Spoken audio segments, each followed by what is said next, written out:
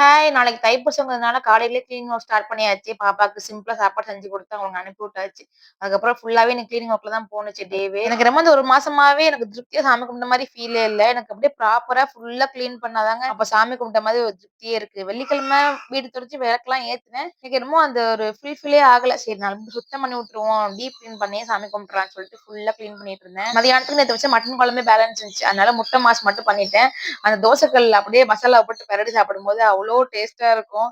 Non veg எல்லாம் முடிஞ்சிருச்சு. எல்லாம் சாப்பிட்டுட்டு ஃபுல்லா கழுவி போட்டுறலான்னு சொல்லிட்டு கிச்சனையும் கவுண்டர் டாப்பையும் எல்லாத்தையும் நல்லா கழுவிட்டு, பாத்திரம் கடந்த பாத்திரம் எல்லாத்தையுமே தேய்ச்சு போட்டாச்சு கையோட. காலையில 6 டூ 7 சாமி கும்படலான்னு இருக்கேன். நாளைக்கு செவ்வாய்க்கிழமைனால இன்னைக்கே நம்ம பூஜை சாமான் விளக்கி வச்சிடலாம்னு சொல்லிட்டு கையோட அந்த பூஜை சாமானுமே விளக்கி வச்சுட்டேன்.